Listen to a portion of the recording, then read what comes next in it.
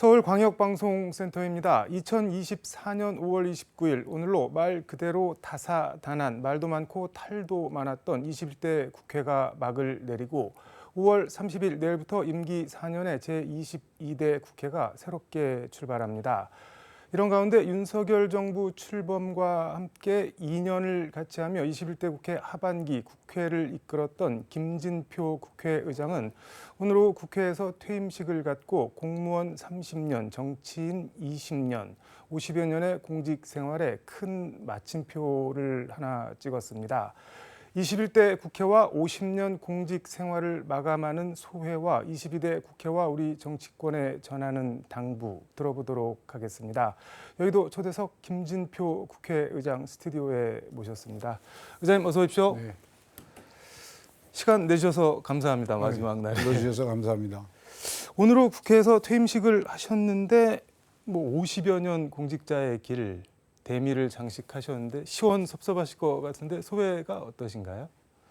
어제 마지막 본회의를 할 때까지도 긴장의 끈을 놓지 못하였으니까 그런 점에서 당장은 시원한 쪽이 더 많겠지만 앞으로 또 점점 이제 시간이 흐를수록 섭섭한 것도 많겠죠. 지금은 그래도 시원한 쪽이 더 그렇습니다. 많으시고 21대 국회 그 하반기 국회의장 처음 시작하실 때 이게 이렇게 가시밭길이 될 줄 알았나 이거 괜히 했다 뭐 그런 생각 혹시 하셨나요? 이제 국회의장이 제 정치 인생의 마지막 자리이기 때문에 제가 각오를 단단히 하고 시작했습니다. 욕먹는 걸 두려워하지 말고 마지막 우리 정치 발전을 위해서 조금이라도 기여할 수 있도록 최선을 다하자. 그런 생각으로 해왔기 때문에 뭐 어려움이 있으리라는 건 당연히 예상을 했습니다. 근데 국회의장은 당적을 버리고 중간자의 입장에서 조정안을 통해서 여와야의 이 협치를 만들어내는 게 제일 중요한 소임 아니겠습니까? 그런 노력을 하느라고는 나름 많이 했는데 밖에서 보시기에 21대 국회가 또 극단적인 대립과 갈등이 오히려 증폭되지 않았냐 그런 걱정들 하실 때마다 참 저도 자괴감이 듭니다. 욕먹는 거를 두려워하지 않겠다 뭐 그렇게 말씀을 하셨는데 국민의힘에서는 아니 국회의장은 중립인데 왜 자꾸 민주당 편을 드시냐 뭐 그렇게 얘기를 하고 민주당에서는 뭐 야권 지지자들 일부는 답답하다 뭐 이렇게 비판 뭐 고구마 뭐 이런 말도 나오고 그랬는데 죄송스러운 표현이지만 그럴 때는 어떤 생각이 드시나요? 제가 2년 하는 동안에도 저 국민의힘은 국민의힘대로 민주당은 민주당대로 저를 보고 왜 자기 편이 아니냐라고 비판하는데 그래서 제가 욕먹는 걸 두려워해서는 제대로 국회의장 할 수가 없다 그 생각을 했고요.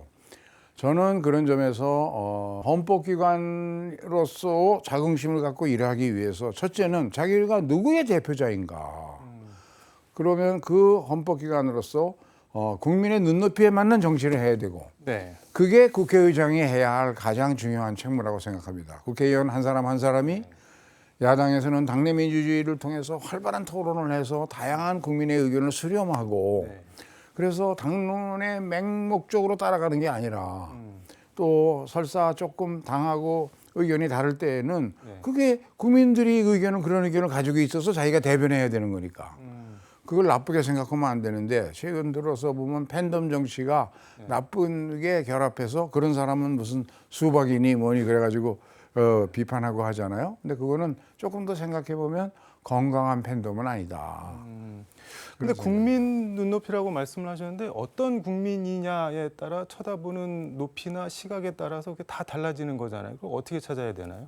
그것은 우리가 언론을 통해서 나타난 예를 하나 들어서 말씀을 드리면 작년에 노란봉투법을 민주당은 일방 통과시키고 2조와 3조를 다 고쳐서 일방 통과를 시켰고 정부는 그것을 사전부터 거부권 행사하겠다 그래서 거부권 행사해서 결국은 죽어버렸습니다. 그 법이. 근데 그 법이 대법원에서 3조와 관련해서는 똑같은 판결이 뭐 한 10번 이상 나왔습니다. 3조가 어떤? 3조는 이제 노동자들이 소위 대의변제권을 무제한으로 행사해서는 안 되고 자기 책임 있는 범위 내에서만 줘야 된다는 것이죠. 그래서 제가 조정안을 낸 것은 우선 대법원 판례대로 3조만 고쳐서 먼저 시행을 하면 불쌍한 노동자들 소송 안 하고 노동부에서 그거에 따라서 법이 만들어지니까 그대로 혜택을 받을 수 있지 않냐. 이게 국민 눈높이에 맞는 정치다. 그래야 되는데 지금까지 우리 정치는 보면 옛날 군사 독재 시절에 하던 all or nothing의 정치. 그때는 전부 아니면 전무. 그러니까 그때는 독재 정권에 대항할 수 있는 다른 방법이 없으니까 대통령 직선제 안 하면 내 끝까지 단식해서 목숨을 던지겠다. 이게 YS의 저항 방법이었죠. 그런데 지금은 그런 독재 국가가 아니잖아요. 근데 말씀하신 벼랑 끝 전술 이거는 주로 진짜 야당들이 힘없을 때 마지막 선택으로 하는 건데 좀 어떻게 집권 여당이 그런 걸 하고 지금 이제 야당이 다수당이다 보니까 집권 여당이 이제 그런 정책을 쓰는데 그래서 참 안타까운 마음이 듭니다. 네, 노란봉투법 말씀해 주셨는데 지금 윤석열 대통령께서 뭐 최상병 특검법 포함해서 지금 거부권 행사한 게 10개고 그다음에 어제 본회의에서 통과한 뭐 민주유공자법 등 뭐 4개도 더 한다 그러고 그럼 2년 동안 14개인데 이게 지금 국회의장석에서 의장님이 법안 가결되었으면 선포합니다. 땅땅땅 해서 통과를 시킨 건데 이렇게 다 거부권 행사하는 거 이거 또 어떻게 보세요? 잘못된 거죠. 그리고 먼저 국회에서 거부권 행사가 안 되도록 여야가 합의하여 통과시키는 노력을 더 해야 됩니다. 아까 말씀드린 대로 노란봉투법은 3조만 개정했으면 합의가 됐거든요. 그동안 정치권은 허공에다 대고 주먹질을 하고 고통받는 국민들은 아무것도 얻은 게 없고 그런 이런 비생산적인 정치를 하면 되겠냐. 그래서 국민 눈높이라는 말을 제가 그렇게 쓰는 겁니다. 근데 가령 3조 그 연대 책임만 없애는 걸로 해서 보냈다고 하더라도 그럼 대통령이 거부권을 행사 안 했을까요? 그냥 노란봉투 자체를 거부하시는 거예요? 저는 여야가 합의해서 통과시키면 대통령이 거부권 행사할 수가 없죠. 합의? 네, 합의하자는 거죠. 정치라는 거는 이런 스텝 바이 스텝의 정치를 가야 된다고 봅니다. 오늘 국회의장 퇴임사 보니까는 김대중 노무현 대통령과의 만남, 정치인 김진표 인생의 결정적 만남 이런 표현이 있던데 상당히 눈에 띄던데 이게 어떤 말씀일까요? 제가 재경부 차관을 하고 있을 때 김대중 대통령님이 임기 마지막 해에 그때는 김대중 대통령님이 굉장히 어려우셨어요. 아드님 3분이 다 기소되고 2분이 구속되고 그래 막 지지율이 20% 이하로도 떨어지고 그런데 저를 보고 와서 정책기획수석으로 좀 도와달라. 그래서 제가 주위의 반대를 무릅쓰고 내가 존경하는 대통령이 나를 필요로 하다는데 가야지 무슨 소리냐 하고 갔습니다. 그런데 김대중 대통령님이 저한테 뭘 맡기셨냐면 그해 2002년 5월 말 6월 초에 있었던 월드컵, 한일 공동 주최한 월드컵 있죠. 그거를 저한테 총괄 지휘를 맡기셨어요. 그런데 청와대에서 월드컵을 총괄 관리 기획할 게 뭐가 있는 건가요? 그거는 월드컵이 있기 6개월 전에 9월 11일 테러가 미국에서 뉴욕에서 일어나서 수천 명이 죽지 않았습니까? 근데 한국은 잘 아시는 것처럼 남북이 대치 상태에 있고 공동 주최한 일본은 세계에서 가장 안전한 나라라는 평을 받고 만약에 단 하나의 안전사고라도 나면 그 사고는 씻을 수 없는 상처가 되니까 그리고 많은 외국 국가들이 한국 괜찮냐 거기서 주최하게 하는 게 되냐 이런 걱정을 했거든요. 근데 우리나라에서 이 시큐리티와 관련된 부서는 예를 들면 군이라든가 청와대 경호실이라든가 경찰이라든가 또 국정원이라든가 이런 기관은 인사권자가 대통령이시거든요. 그러니까 청와대가 직접 통화하라고 하지 않으면 책임 있는 사람이 나서서 의견 조정이 잘 안 돼요. 그래서 총리가 태스크포스를 정부에서 만들어서 한 1년 운영했지만 그거 갖고 안 되니까 마지막엔 청와대가 맡아서 이걸 해야 된다. 그래갖고 제가 현장을 다니면서 다 해봤습니다. 예를 들면 그런 것부터 시작해서 이게 이제 여러 나라가 참여하는데 그 사람들을 위한 고유 응원단이 있잖아요. 그 응원단이 비인기인 경우에도 응원단이 잘 보이는 곳에 위치하게 하고 그 응원단들이 열심히 응원해서 그 나라 팀의 사기를 돋궈줘야 되지 않습니까? 예를 들면 그런 거라든지 전 세계의 방송이 다 나가는 거기 때문에 너무 군인이나 경찰 또는 학생들 중에 원하는 사람들을 무료로 입장을 시켜서라도 중요한 게임은 다 이걸 채운다든지 이런 일이 청와대의 통할적 행정력이 아니면 잘 안 되더라고요. 그래서 그런 일을 했었죠. 청와대 손길이 진짜 안 미치는 데가 없는 것 같네요. 말씀대로. 대통령제의 특성 때문에 그렇죠. 근데 저는 의장님한테 개인적으로 궁금한 게 서울대 법대를 나오셨는데 왜 사시를 안 하고 행시를 하셨나요? 이유가 있었을 것 같은데. 제가 이제 아버님이 지방 공무원을 하셔서 한이 있으셨나 봐요. 고위공직자. 그래서 저 장남이 저를 보고 꼭 법대 가라. 소원이셔서 법대를 갔습니다만 법대가 이 또 경제학에 좋은 교수도 있고 공부를 많이 합니다. 근데 저는 한국의 이 어려움을 극복하고 독일 아데나워 수상처럼 대한민국을 경제적으로 재도약시키는 그런 일을 하고 싶다. 그래서 처음부터 사법시험은 생각도 안 하고 행정고시를 준비했습니다. 아버님께서 고위공직자에 한이 있으셨다고 말씀하셨는데 73년에 13회 행정고시 붙어서 보니까는 뭐 진짜 이력 끝판왕이시던데 국세청 재무부 재정경제부 차관 뭐 직업 공무원으로 갈 수 있는 데는 최고치까지 가셨고 그리고 김대중 정부 청와대에서 정책기획수석 장관급 국무조정실장 그리고 노무현 대통령 인수위 부위원장 이거는 김대중 대통령께서 추천을 한 건가요? 인수위 그렇습니다. 그리고 참여정부에서 부총리 겸 재정경제부 장관, 부총리 겸 교육인정부 장관, 장관 부총리를 2번 하셨고 17, 18, 19, 20, 21대 5선 국회의원, 국회의장. 대한민국에서 뭐 이 정도 경력을 가졌던 사람은 없었을 것 같은데 50년 이렇게 공직 생활을 해보고 나니까 가장 기억에 남는 일 뭐 어떤 게 있을까요? 제가 국장 때 금융실명제를 김영삼 대통령 때 제가 실무 총 책임을 지고 실명제를 비밀리에 준비해서 그건 밖으로 비밀이 새면 큰일 나거든요. 비밀을 잘 지키고 그리고 성공적으로 해서 우리나라의 이 불법 정치 자금이라든가 기업의 비자금 이런 그동안 여러 전 세계로부터 비판받던 한국은 투명하지 못하다. 그런 것들을 깨끗이 씻어버리고 한국 경제가 오늘 이렇게 세계적으로 평가받는 갈 수 있는 기틀을 만들었다는 점에서 그걸 가장 보람 있게 생각을 합니다. 제가 이제 전두환 대통령 때 체육관 대통령이잖아요, 전두환 대통령. 근데 그때 이철이 장영자 사건이 나가지고 조은행에 거덜이 났었습니다. 그때 김재익 김재익 수석이 경제수석이 이제 전두환 대통령 때 경제수석이셨죠. 이거를 해결하는 유일한 방법은 실명제를 하는 수밖에 없다. 고 전두환 대통령께 건의해서 김재익 수석, 제가 그때는 사무관 때인데 저까지 극비리 작업을 해야 되고 정확한 내용을 아는 사람이 해야 되니까 몇 명이서 그런 작업을 해서 1차 실명제를 발표까지는 했습니다. 그런데 그게 큰 저항을 받아서 시행은 못하고 법만 만들고 그 법이 정한 10년 뒤에 대통령령으로 정하는 시기에 한다고 했는데 그 10년이 YS 대통령 때 이제 오게 된 거고 그때는 제가 국장이 돼가지고 금융실명제를 2차례 비밀 작업을 했던 그런 경험이 있습니다.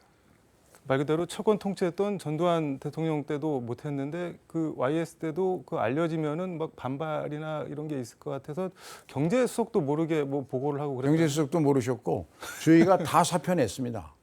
거기 작업팀에 비밀 작업팀에 들어간 사람은 당시 경제부총리 이경식 부총리 또 재무부 장관 홍재영 장관 제 밑에서 그 작업하던 사람 모두 사표 대통령께 내고 이 중에 하나도 비밀이 새면 이 사표 다 수리해 버리겠다.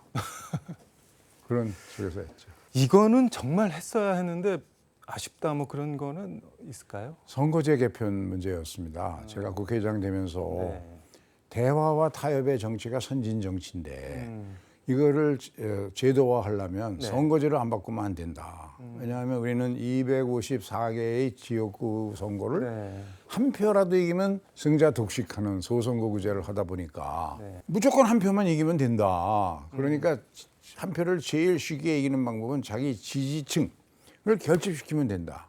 지지층을 결집시키려면 제일 좋은 방법이 상대를 악마화하면 지지층이 저절로 모이잖아요. 이게 팬덤 정치의 추세하고 결합이 돼가지고 상대를 악마화하기 시작하니까 그럼 상대는 가만히 있나요? 이쪽은 악마화하고. 그러니까 대결의 정치가 돼서 그 극한적인 싸움을 하고 나라의 미래를 생각해서 통큰 합의, 양보 이런 걸 찾아볼 수가 없거든요. 그런 걸 해야 국민들이 정치를 보고 감동할 텐데 과거에는 그런 게 많았거든요. 네. 그래서 이제 이런 정치를 하려면 선거제를 고치지 않고는 안 되겠다 해서 네. 할 수 있는 뭐 전원위원회도 하고 공론화 조사도 하고 언론계 전체 관심 있는 네. 기자분들한테 웹조사도 하고 그 결과를 다 발표하고 물가까지는 다 끌고 갔는데 이게 너무 시간이 늦어가지고 선거가 임박하니까 각 당의 당대표들이 겁이 나서 잘못했다가 이것 때문에 지면 어떡하냐. 그래 또 다시 선택을 못해서 앞으로는 그래서 제가 후임 국회의장에게 어제도 그렇게 얘기했는데 선거법은 네. 선거가 있기 9개월 전까지 안 고쳐지면 9개월 현재 되는 그 선거법으로 선거 치른다. 그러니까 여야가 합의해서 선거를 치러. 그리고 선거제 개편 작업도 이제 플레이어인 국회의원들한테 맡기지 말고. 선거제 개편 말씀해 주셨는데 지금 87년 육공화국 헌법 체제는 이제 수명이 다 됐다. 안 맞는 옷이다. 뭐 바꿔야 된다. 개헌 얘기가 나오는데 권력구조 개편 포함해서 어떻게 보세요?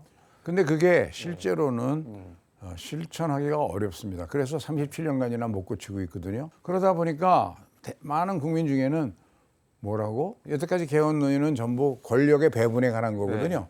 대통령의 권한을 좀 너무 지나치게 독점되어 있으니까 국회에다 주자 그러는데 많은 국민들은 무슨 소리야? 국회는 더 나쁜데. 네. 그러다가 나라 망하게. 예를 들면 이러니까 안 돼. 지금대로 가야 돼. 이렇게 주장하는 국민들도 꽤 있어요. 그래서 저는 개헌을 하긴 해야 되는데 국민 대다수가 요거는 꼭 개헌해야 되겠다고 생각하는 그 내용만 갖고 하자. 그게 뭐냐. 제가 저출생을 공직 50년을 마무리하면서 우리 사회가 가장 필요로 하는 것을 집중해서 공론화하자 해가지고 그것을 헌법에다 박자는 것입니다. 헌법의 마지막 장 제11장을 두어서 지속 가능한 인구 정책. 그래서 그걸 구체적으로 두는 이유는 예를 들어서 주택 정책. 아니 근데 무슨 말씀인지는 알겠는데 하는 김에 하는 게 낫지 않나요? 그렇게 말씀. 그렇게 하면 또 못 고칩니다. 쉬운 일 아닙니다. 그래서 국민들 모두가 전혀 이의 없이 이거는 반드시 해야 돼 할 정도의 공감대가 있는 것은 내가 볼 땐 저출생밖에 없다. 독일 같은 나라는 수시로. 저 48년에 우리하고 같이 정부가 수립됐는데 66번 헌법을 고치고 1990년 동서독이 통합한 뒤에도 31번을 고쳤어요. 그러니까 그래야 이제 현실에 맞는 법이 되거든요. 저출생 대책과 같이 국민 모두가 공감하는 대책을 가지고 먼저 한번 하고 그러면 국민들이 이게 좀 공감하실 테니까 다음 단계로 개헌할 수 있지 않나. 일단 개헌 물꼬를 트는 게 중요하다는 말씀으로 이해를 네. 하고 22대 국회나 우원식 국회의장에게 당부나 뭐 이렇게 하실 말씀이 있으세요? 저는 딱 네 글자로 말씀을 드리면 헌법기관답게 행동하고 하도록 해주셨으면 좋겠다. 당신들은 헌법기관으로 자긍심을 가지려면 국민의 눈높이가 어디 있는지를 늘 사안마다 따져보고 국회의장도 한 사람 한 사람의 국회의원이 그렇게 되도록 이 중립적인 지위에서 서로 싸울 때마다 대화와 타협을 통해서 조정해 가도록 하는 그런 역할이 저는 필요하다고 봅니다. 그 너무 원론적이고 이상적인 말 아닐까요? 우원식 지금 의원 같은 경우는 당선 수락 인사에서 의장은 단순한 사회자가 아니다. 뭐 중립은 몰가치가 아니다. 뭐 이런 얘기를 또 했던데. 물론 그렇죠. 근데 그 몰가치에 그러면 유가치라면 무엇이 가장 중요한 가치의 표준이냐? 그건 우원식 국회의장도 그랬어요. 국민 눈높이에 맞는 정치를 해야 된다. 그런데 당의 당론에 맹목적으로 따라가고 그 다음에 이 소위 팬덤들의 요구에 맹목적으로 따라가는 정치를 해서 결과적으로 국민의 이익을 해치게 되면 그거는 헌법기관으로서 책무를 다하지 않는 거고 국회에 대한 국민들의 불신은 자꾸 높아지는 거죠. 알겠습니다. 시간이 거의 다 돼서 50여 년 공직 생활 공식적으로 마감을 하셨는데 앞으로 계획 마무리 말씀 겸해서 듣도록 하겠습니다. 예, 제가 그동안 해오던 여러 가지 우리 대한민국이 세계 그 치열한 과학기술 경쟁에서 어떤 수단 방법을 안 가리고 전 세계가 지금 과학기술 분야 미래를 결정짓는 과학기술 30개 중에 누가 1위를 하느냐, 몇 개 가느냐 이걸 갖고 패권 경쟁을 하거든요. 수단 방법을 안 가리는. 여기서 밀리면 우리 어렵게 지태놨다가 이제 뒤로 또 밀려나니까 우리 공동체가 거기에서 이길 수 있도록 열심히 그런 쪽을 유도하는, 그래서 우리 후배 정치인들이나 후배 관료들이 소신껏 올바른 방향으로 일할 수 있도록 제가 좀 뒤에서 자유로운 신분으로 좀 서포트하는 역할을 언론과 함께 하자. 그래서 광주 방송에서도 좀 도와주시면 좋겠습니다. 가끔 오셔서 좋은 말씀 국가 원로로서 좀 해주십시오. 네, 불러주시면 언제나 오겠습니다. 네, 오늘 말씀은 여기까지 듣도록 하겠습니다. 고맙습니다. 네, 감사합니다. 지금까지 서울광역방송센터에서 김진표 국회의장과 함께 전해드렸습니다.